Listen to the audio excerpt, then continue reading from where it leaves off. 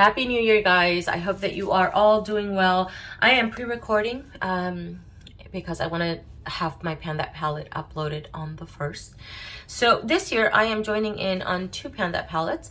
One that is going to be eye focused, which is this video. This is my intro. And the other one is going to be complexion focused. I have not done a Pan That palette in years on camera. This is not to say though that I haven't worked on eyeshadows, not purposely really. I've just been wearing down some eyeshadows naturally, I guess.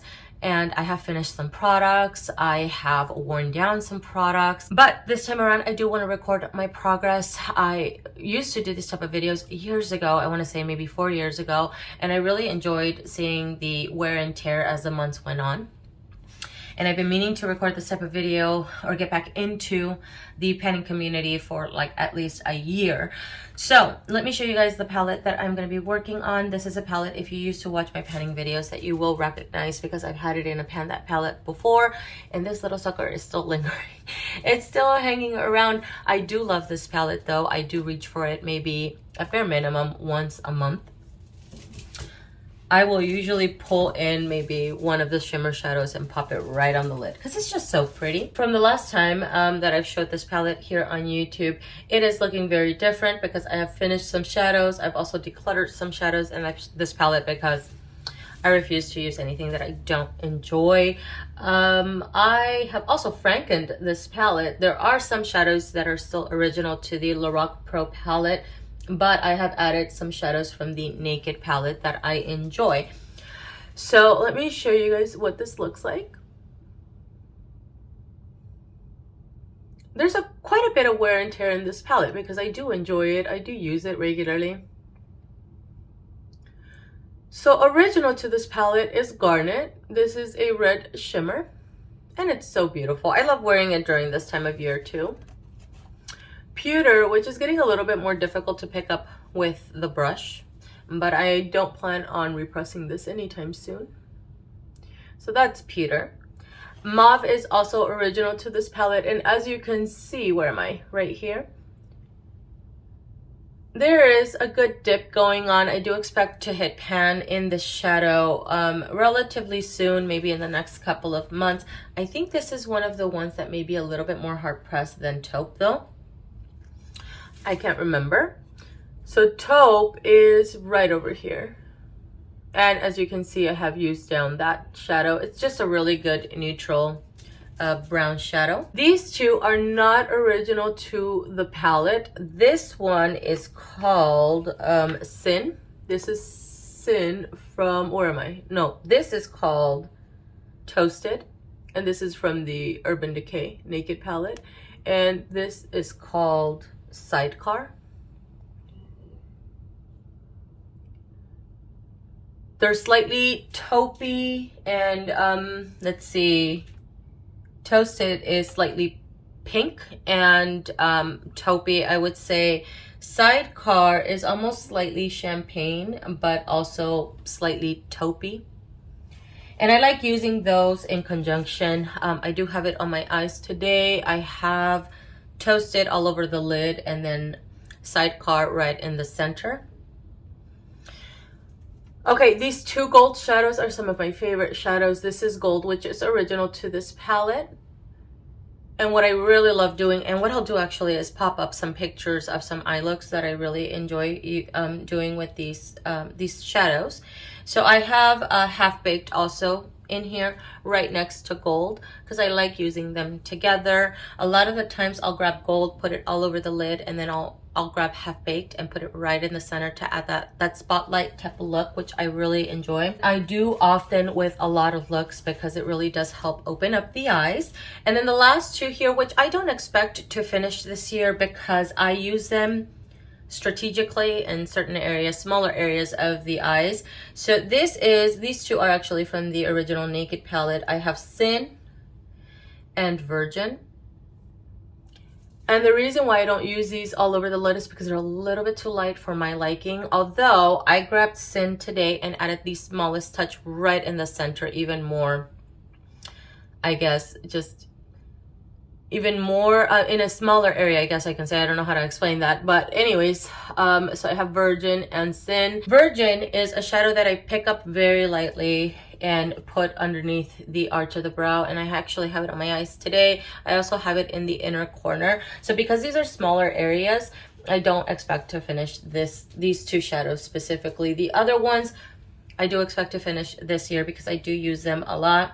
I don't though have a particular goal in the next month, aside from playing with the shadows, touching them at least, all of them at least once, and then just really enjoying this palette in the coming month. Because I don't have a lot of matte shadows in this palette, I am going to be pulling in some single shadows that I put in the C palette. These two and this round one here are larger pans, so I don't expect to finish those, but I do expect to show a lot of wear and tear. So the rectangle pans here are from the Meet Matte Nudes palette. I depotted that palette a long time ago. I really do enjoy these two particular shadows. This one specifically, and these are very pigmented, by the way. This one I like as an inner corner highlight underneath the arch of the brow, and I also use it to clean up the sides of the eye. I have to pick it up with a fluffier brush that that just deposits a very light wash of the color, because it is very, very light compared to my skin tone, but the color is really, really nice. And then this other shadow I like using either to set my shadow base or just to help blend some additional shadows. So very light transitional type of color. I did want to pull out some deeper browns, some of which are cool and some of which are warm, just to give me a little bit more variety. So these little pans here are from Ingot, and I got them from a rep a long time ago. I pulled in a cool brown. I have this one on the outer corner of my eye today, as well as just smudged a little bit for a very almost smoky type of liner, and then this rosy mauve one also. I like colors like this for a one shadow in the crease type of look, just to add definition. Those mid-tone shadows I reach for a lot. And then this one here, which is a warmer type of chocolate brown. As you can see, I have used it. There is pan. This one is a Makeup Forever shadow. I don't know if I'll be able to... No, this is not the Makeup Forever shadow. This is actually from a Senna Cosmetics palette. I love pulling in shadows that almost look like a bronzer, and actually a lot of times if I don't reach for this type of shadow, I will pull my bronzer in and just pop it right in the crease. So I wanted to pull something of this color. It's a very warm, almost slightly orangey type of brown, and it's really, really nice. This type of product is very versatile because I can use it as a blush if I want to, or as a shadow. There is enough pigment in there. I'm going to be adding in some shadows that I'm going to be swapping out seasonally, because I don't want to neglect any of my other single shadows. So I pulled two shadows for winter, and then when spring gets here, I'll swap them out for something else, or maybe I'll keep them. I don't know. Just kind of depends. The goal is to use them at least in this next month 5 times. Which I think is doable. So I'm pulling in this Makeup Forever shadow, which is slightly pinky and peachy. It's just so pretty. And then there is a look at that shadow. I don't know if my camera's capturing it, but...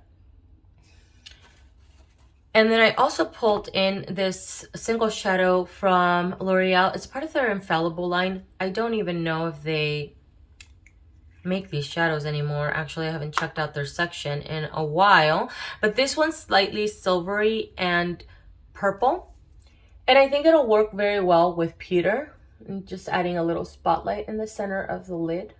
It's just so pretty. These Infallible shadows are really, really beautiful. I wear makeup about 5 days a week, just to give you guys an idea. And at the very least, if I'm running very short in time, I will pop something in the crease just to add a little bit of definition. But most days I do try to pull in 2-3 shadows. And then I wear makeup sometimes on the weekends, just kind of depends on what I'm in the mood for and if I want to doll up a little bit more. But at the very least, it's 5 days. The type of panner that I am is I wear down my shadows very organically, as I would if I was not recording any video. So I am not one of those panners that targets a specific area in my shadow, just because I don't have time to be very strategic in the mornings. Most oftentimes I'll dip my brush wherever it lands and I apply it pretty messily. I don't know, I just don't, I guess, have the patience for that. So a lot of the wearability you guys are going to see is going to be very organic, you know, as I would I not be recording any type of videos. So there's a last look of this palette. And then the Lorac palette. I am super excited, guys. I am jumping in here really quick because I want to show you guys where I'm going to be keeping all of the items that I'm going to be panning this year, both for the eyes and complexion. So this clip is going to be in both videos. This is my vanity area, and this is the storage unit that I use. And whether I was panning products or not, this is where I usually keep my daily makeup stuff or powders that I use. So this little guy has been sitting here for months. This is in my complexion Panda palette. And now housing here are the eyeshadows that I'm panning this year, as well as one complexion product, and then the Lorac Pro Palette. It just makes it for easy access during the week, so I don't have to be digging through bags or drawers, and then I could just reach for those easily. And then the one shadow that's not in a palette is sitting in this drawer, which is the Infallible shadow in Liquid Diamond. That is going to be everything. Thank you for watching. I hope that you guys enjoyed it. If you are joining in on Pan That Palette this year, I wish you the best of luck. I hope that you guys have a lot of fun playing around with your shadows and then just coming up with really cool combinations that you enjoy. Thank you again, and I'll see you all in the next one.